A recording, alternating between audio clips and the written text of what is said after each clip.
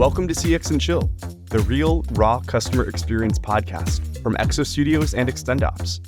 This week, listen in as today's host, Daniel Wing, interviews Diana Castañeda, former VP of Client Solutions at Teletech and current LATAM Head of Post-Sales and Strategy at Compara Online. Listen in as they discuss the ins and outs of building a career in the world of CX, finding the balance between people-driven and tech-driven growth, and finding parity with female leadership in a male-driven industry. Enjoy. So it's like, learn how to adapt to the game. I just see it as a game, right? Like not in a bad way, like something you have to play. If you don't command it, then something else will do, for sure. Like it's law, it's universal law, that's how it works. So you need to take ownership of that and say, okay, this is how it will go. Like you need to command it and like, hit the wall hard. And then I started to reflect, something that you said earlier, like if you don't review and you don't understand what you have done before, or just understand like your mistakes, let's call them like that, well, you're not learning from it. What are you doing? You're just leaving things, but you're gonna keep on repeating things if you don't really reflect on them. So for me, it was reflection. The key for that was reflect on the things that you have done. Today's episode was recorded in March 2023. Since filming, Diana has joined XtendOps as our Global Head of Customer Success. Congrats, Diana. Good morning, everyone. We are here at XtendOps, CX&Chill. My name is Daniel Wing. I'm the Global Head of Customer Success. And today I'm very happy to have with me Diana Castañeda. She has been working on customer experience for over 20 years now, I guess. And she's currently the head of post-sale operations and one of those very hot startups in Latin America, in this case in Colombia. You are from Colombia, and I'm very happy to have you here. Thanks, Daniel. How are you doing? I'm very good. Thank you for having me. It's been quite a ride. I am originally from Colombia, currently in Colombia. And working through different challenges now in this fintech startup, but I love it. So indeed, very different challenges, because you actually started your career like how many years ago? Like probably 20, and you started as an agent, right? Like, correct me if I'm wrong. Yeah, if we say like contractual, officially starting, you could say like 20. I was not legal at the time, very young, but like in the management, CX, helping customers and companies grow and expand, more than 12 years. And I started as an agent. I never thought I was gonna end up doing this. My passion was medicine, to drive the conversation even farther from what you would think this will look like. But I started as an agent. It was a part-time thing. You know, when you start in these things, you're like, it's going to be temporary. I'm just going to be there for a while, get some money, like do my studies and stuff. But I discovered a whole career path. And that's very interesting, because I think that it's a common topic that happens once and again. For a lot of us that walk into this career path without knowing that it was actually a career path. Usually BPO, it's looked as something that you do while you actually get a real job. But for some of us, has actually turned into being not only a career path, but like a very good and solid and successful career path. Yes. And as you said, for you, it was like, I'm just going to make some money for a couple of months. The same was for me. Like I literally thought I was going to be doing this just for the training and then probably 1 or 2 weeks until they fire me, because I was pretty sure that I was not going to be successful at this. And you had a very similar experience, but you ended up in then later, I think it was a trainer position or like a learning coach. How was your experience being an agent, and how was the transition, and what led you to think, I probably can keep on doing this for longer, or I actually like doing this? And how did you ended up making like the first move up the ladder? Right, 2 factors for me. The first one was I was inspired by my leader. So I had a very good leader at that time when I was in the BPO. And he will enhance all of the good attributes and things that I wouldn't know that there would be in a BPO. So I was like, I'm just doing my job, that's it. And then the second thing would be that I wanted to succeed. So it was, regardless of the where, I always wanted to do more. Like, okay, I've done this, I want to move on with more things. So that combination worked pretty well, because the BPO industry was the best place to, to start that and to advance in a different mode. And I never had the thought that I could travel, evolve, get to meet so many people, understand from many industries, right? Because it's not like just one thing. So have that integrity and to be able to explore more things, not just locally, but regionally and worldwide. It was just the boom. So for me, it was just that combination of those two things that helped me to discover this beautiful world. You mentioned that a critical person that influenced your career path was a mentor. Yeah. Was this mentor your supervisor? Was like a campaign manager? He was my direct supervisor at the time, so I was a customer representative on the phones. And his leadership just sparked in me. He was like very human, very kind, yet he was very knowledgeable, very technique. So I was like, wow, I mean, you would say, the BPO, right? Like the supervisor, yeah, whatever. But then you see this mix and you're like, wow, like it's very academic. You can use your knowledge and then you're also building things to make that impact in the world and everything I just said. So it was that, like for me, it was my supervisor is very, very balanced. And with that balance, it just made me feel safe. And I was like, okay, I can explore things. I trusted him. So it was a very nice culture. And I said, okay, if he is in this, I'll trust him to discover more. And that's how I ended up like meeting more people and more meaningful mentors that showed me the beauty of this industry. I admire you a ton. I think I have mentioned this before, but just for context, you started as an agent, but you have climbed up the ladder up to be a vice president of operations of a large company like Teleperformance, but also you have worked with other companies. You have worked for Uber. You have traveled the world. You have lived in Colombia, where you're from, but you have lived in Brazil. You have lived in Amsterdam, and you have had operations even in Africa, Eastern Europe, in Asia, in Latin America, in the United States. Like you have really traveled the world, and you know a lot about it. And part of that is thanks to this industry, and a lot of it, if not, yes. And you're very well recognized on this. One of the main challenges that I think that you have faced also, and I don't want to just overlook it and not talk about it, this is a heavily male-driven environment. And it's kind of weird. It's sometimes when we open a position, we see 9 males for each female that it's applying. And when you ask human resources like, hey, like what's going on with the funnel? Like we are not getting as many females as males. It's usually because they have been filtered out not by human resources, but by the years of experience on the BPO industry, where it's, like very macho driven, and it is still being driven by this old kind of way of thinking, which is like, oh, you have to be strong and you have to be tough and you have to show that you're empowered, etc. Where there are many different ways of doing that. What was your experience being a female leader in this industry? What were the challenges that you faced, and any advice? Not only for the agents that are probably going through that, but also for the leadership, like for us that are trying to learn how to do things better. Right. I'm happy to touch this topic because recently I did a streaming for LinkedIn with being a woman in the STEM industry. So BPO falls under the STEM, like this technology. And you wouldn't think of, right? Like you're like, oh, I'm in the BPO. No, BPO falls in this technology world. So and you experience the same, as you said, like the women participation in more senior roles, active. It's not something common to see, although it has improved within the time. So like 10 years, 12 years ago, you wouldn't see not even one women around in those in the letter. But these days, it has improved. How did I do it and how did I manage? Well, first, my experience was like, if you're not tough and if you're not, like very like masculine, it will be tough for you. So it's like, learn how to adapt to the game. I just see it as a game, right? Like not in a bad way, like something you have to play, like a play from a theater. And then acquire the things that work for you and that you really need, and the rest do not engage emotionally with it. And then just learn from it, like just segregate them, right? Of course, the experience is the one that shows you that, like there are highs, there are downs.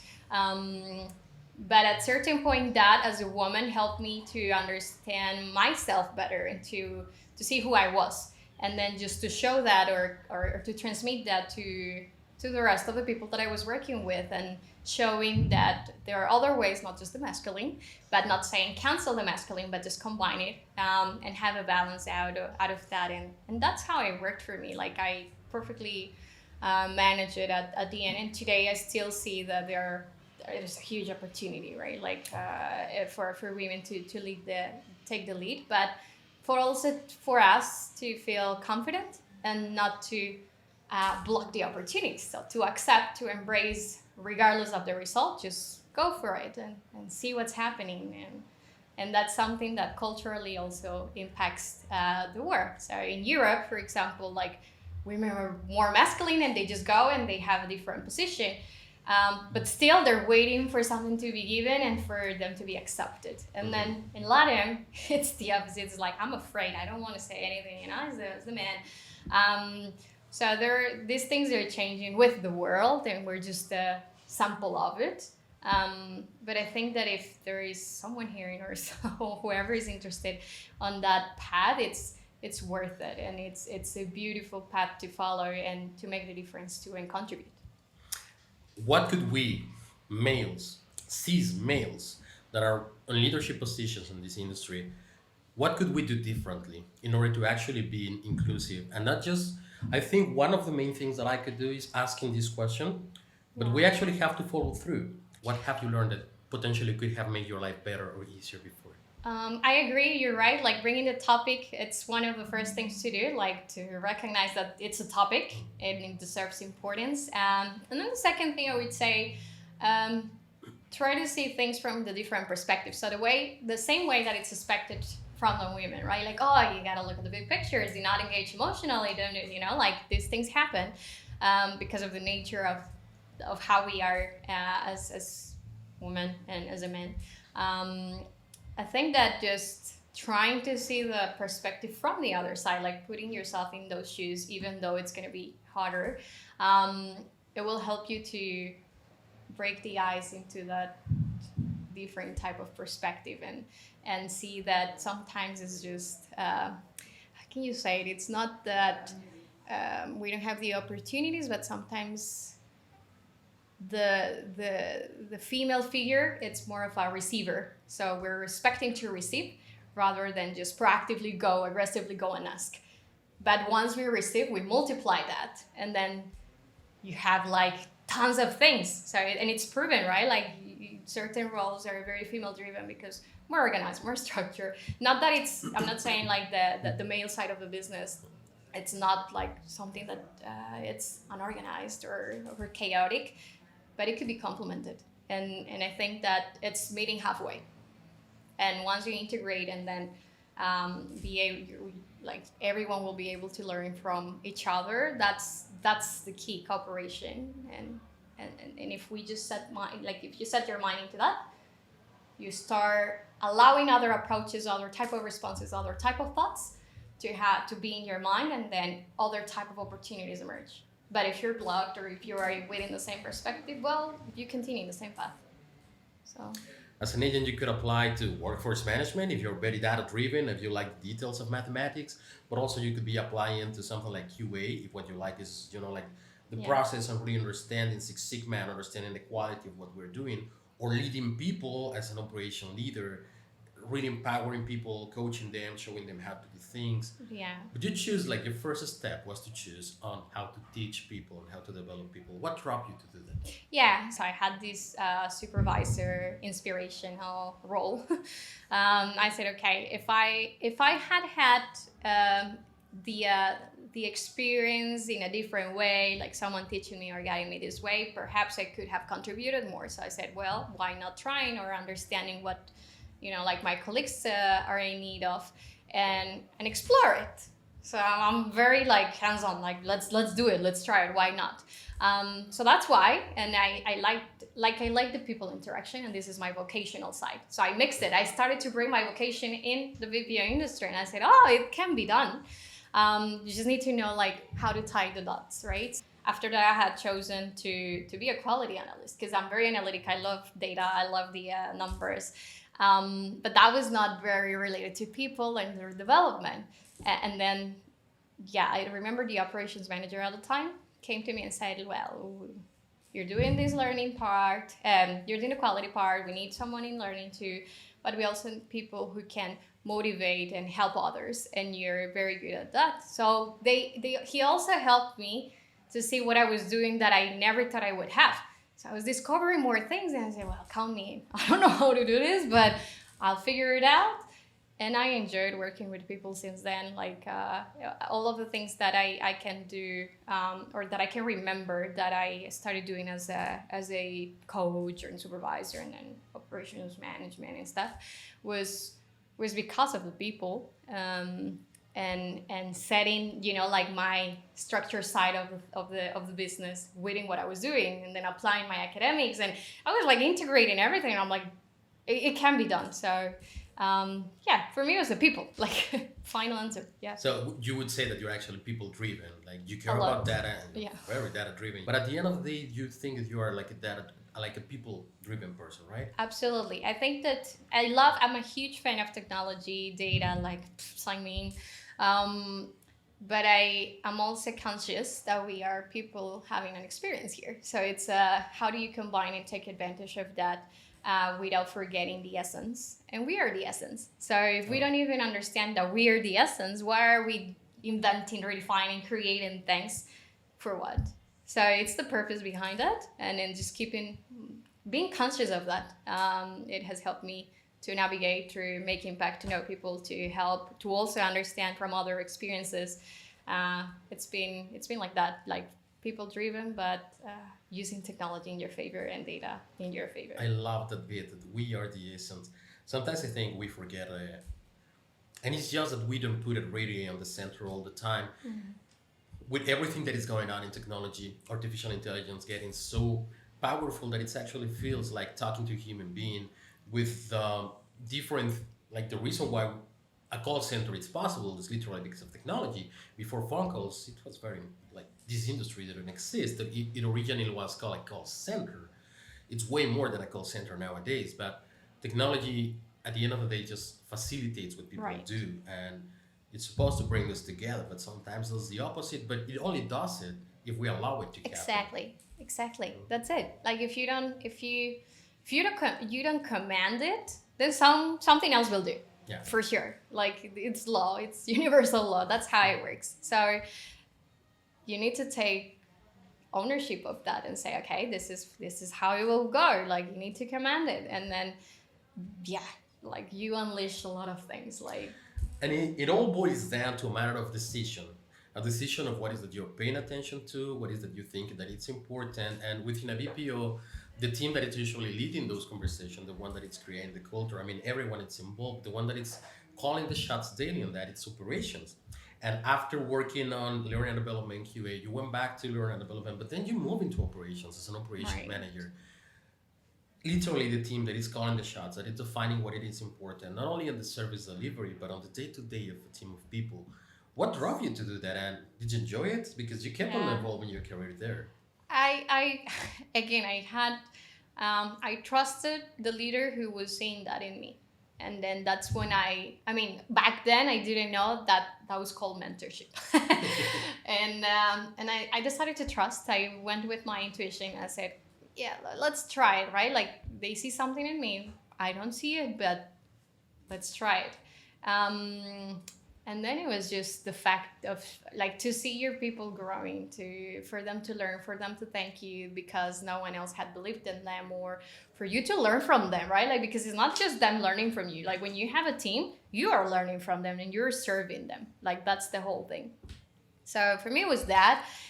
Creating like very good bonds. Like I still have like my WhatsApp, like the group of people that my first team, it's there, and I have very good relationships and connections with them. So that means a lot to me. It means like I was able to help them professionally. I learned from them professionally, but most importantly, I made a huge contribution and footprint on their personal lives.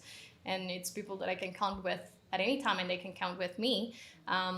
So it's a connection. So I built a strong connection, and then again, collaboration, cooperation, it's there. So it's a different way. And then that's why I said, yeah, this is it. And then I replicated that exactly in all of the steps that I did in operations and in commercial and in product, like the same way. just to show that there are other ways to do things and you enjoy them, you don't suffer, you learn a lot, you put yourself as in different challenges every day, but you grow. Yeah. You mentioned the word mentor 3 times already. Yes. I don't think I would be where I am today if it weren't because of the mentors that I had. Usually, the way that we look at authority usually is like, as long as they are not telling you anything, you're doing your job right, which is a very broken way of saying it, and it's very sad. But also, it's due to the fact that nobody thought us that it can be done, that a mentor is not only possible but needed. Now that you are in a position where you have mentees and you have people that you're coaching on a daily basis, and that you have benefited yourself from actually having a coach, what would you, if you were an agent again, how would you find a mentor? So if for an agent, just to raise the conception or misconception of believing that the mentor has to be your direct manager or supervisor or leader, right? Not necessarily. It does not apply in all of the cases. I was lucky to have my direct supervisor when I started as my main inspiration for this career, but it doesn't happen all the time like that. And it doesn't mean the person is bad or is a bad leader. It's just different skills and different type of experiences that you have to go through. So looking at even your colleagues, like perhaps the more senior or perhaps the one that has different type of knowledge, the one that knows certain, they know certain experiences or certain topics out of experiences that they have had, and that you can learn from that. And then just asking and listening, like be open to listen, like not just, hearing, like, oh yeah, I'm here, like listen and then be curious about the things. Once you're curious, you start opening conversations, doors, and then that's when the mentoring starts. It's like, oh, okay, all right, so you're interested in this, oh, and what do you want to learn? And so it's not like I need a mentor, because you also have that in the industry, right? But naturally it can happen, and anyone around you could be a mentor in the things that you haven't lived and you don't know, and that's like 100% of the humanity. So it's there, it's for free. It's just the way to do it, and it's just that, like, be curious about the things, be able to be open to listen, to go deep in certain needs that you have, but have them clear. If you don't even know, well then just say, I don't know, but I would like to explore, and just listen, and out of that, with time, you will know what you would like to be mentored in. So one thing that I always like to ask people that I'm talking to, as we are doing today, is what is one of those mistakes that you have made? And since this is a very personal question that is very hard to answer, I always like to start to open with my mistakes. Yes. With my favorite one, by the way. When I was first promoted from being an agent to a supervisor, I remember that I received a total amount of 0 hours of coaching. Literally, no one told me the difference between being an agent and being a supervisor.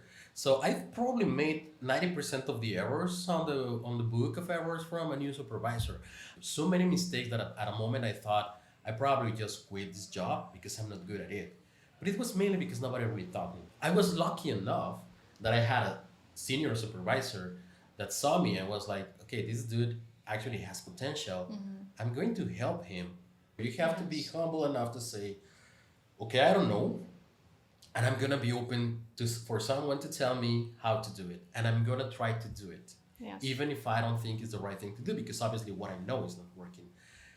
How about you? Anything that you have learned through, one of those fuck up nights, fuck up talks of, okay, this is something that I probably should have done differently? If I think when I was a supervisor, I was moving to the next position as an apprentice for operations manager. And because I had succeeded as a supervisor in sales, which was something that I never thought I was going to be doing, I said, okay, easy peasy, I can do this. This is like something that I can do very well. And it's opposite to the experience that you just shared, Danny. And for me, it was more like my personal impact. So learning, like not knowing how to prioritize, and not knowing that I can say no and help others by saying no, and not, like getting to the burnt out. that for me was a huge thing to learn with the years of experience that I have now. So I was not contributing to the company by just doing everything. So, and especially I think I touched the topic again, women, we try to, like care about everything, like look after everything. Because you have to be twice as good and do twice as much. Right. So you want to, like be recognized, and all of those things do not help you. They're like bugs in your head. So for me, it was that like getting to a point where I was getting very sick or very tired, etc., or like stress, more like stress, like I lived the stress. Because I didn't know, like I didn't apply the prioritization from myself to be good to others. So if I'm not okay, and if I'm not good as a leader to myself, how am I going to lead and how I'm going to support others? So for me, it was that, like one thing that I would have corrected, but if I didn't live that experience, I would probably don't know it. So I think it was not just a mistake, it was just something that I had to go through to be able to learn from it. But certainly, not everybody needs to go through all of the suffering. If you can just optimize it, that would be marvelous. But yeah, check on prioritizing your needs and then adjusting to your company's needs or to whatever you're doing. That would be the perfect mix. But now let's talk a little bit about the real technical complexities of outsourcing. Mm-hmm. You have done it from both sides. You have been working for massive operations, BPOs, like the really top ones in the world. But also you have been working for top clients, leading operations of thousands of agents. What do you think it is a critical factor when it comes about finding a good BPO? Because you have worked also from the client perspective with the biggest ones, but also with very tiny ones. What was your experience and what is that you are looking for on a BPO nowadays? Right. So I'll summarize it in two things. The first one, flawless experience for me and my team. Like whatever company I'm at, if I'm looking to expand or outsource, it has to be flawless because you want help. You don't want more job, right? You don't want more complications. So if they don't understand your language and they're not able to translate it into the great things that they can do, I mean, your communication will be lost there. The second thing is to feel for them to be really an extension. And to be an extension means to understand culture, purpose, and needs of the other side. Not just, like, okay, we can do whatever it is, but you're not even understanding our philosophy and what the needs are and what our vision is and what our current needs are. So being an extension, talking the same language, it makes it easier and it helps us, like really optimizing, which is why you will outsource. Is like you want cost benefit, okay, yes, but you want it at what price, right? So it's not just that, it's like understanding the behind the scenes, and that tends to happen, right? Like you're outsource it, whatever it happens. No, it's not just like that. You gotta be very careful. But I think those two things will be the main points to drive success in those type of partnerships with BPOs. There are different types of BPOs. Some have boutique BPOs. They have very particular solutions for very particular needs. Right. Sometimes, for instance, anti-money laundering, you are not going to go with a massive BPO because you need really the expertise that probably they have 200 agents, but that's what you need. On the other hand, when you have large-scale operations of customer support, you have thousands of agents, and what you need is BCP and scalability, and really just know that you have the flexibility. There is everything in between. If you were looking for a provider today, is there anything in particular that you would look for if you are not necessarily looking at the biggest players? Is there anything that you would like to see on a BPO for you to say, I'm going to outsource part of my internal operations? That's a risk to me. Like it's literally something that could put my job in jeopardy, but I will do it if I find the right partner. What were those traits that you will find, that you will be looking for? Yeah, it would be great culture. So culture, it has a lot of weight in that decision if you really want to move your business and partner it up and trust on a BPO. And the second one, there are three things. The second one would be their ability to innovate. So the world keeps on changing. So redefining is key. Your business will keep on evolving. Like you have to adapt to whatever it's happening worldwide or in society or whatever you're acting. And then the third one is just it's technology, right? So if you're not evolving in technology, if you're staying stuck, if you're like the old school, well, clearly all of the tech, the tech companies, and not just the tech, every company is moving into that because the world is moving with that.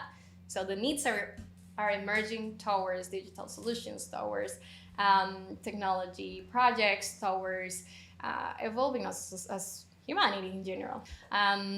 Culture, innovation, ability to innovate, to be proactive, it's key because again, things move fast.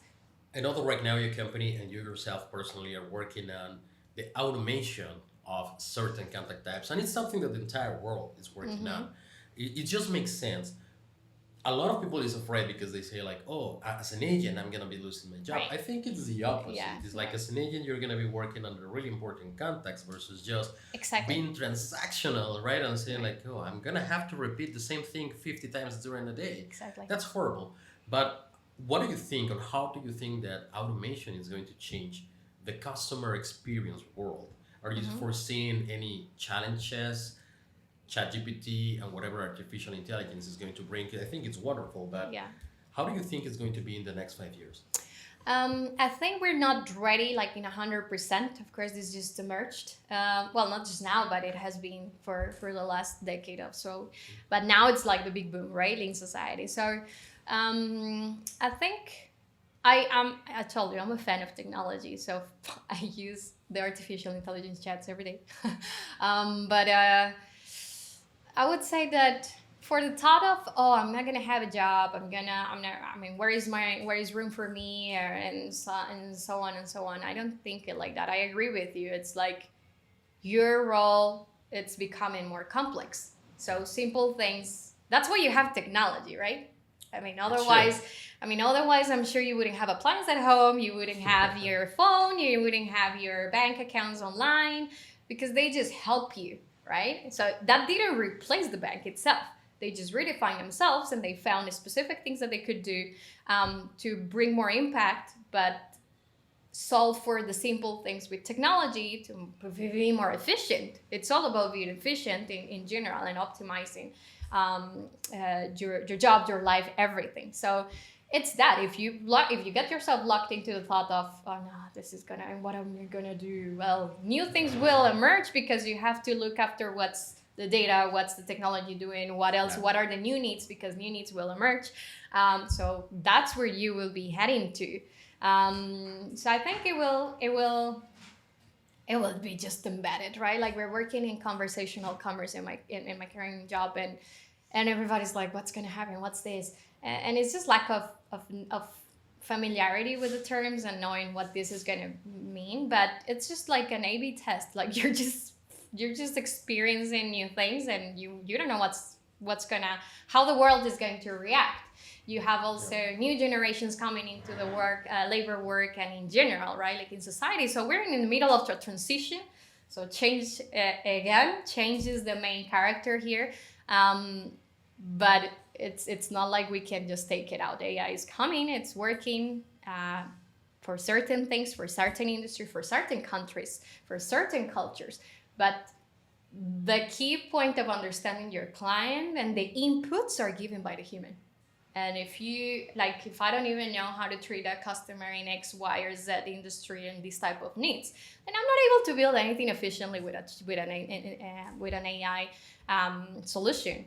I'm just making it more stressful for them. Oh, yeah. So that's the emotional component of the human being, which is for us to enable and create those things perfectly, and then having the real efficiency.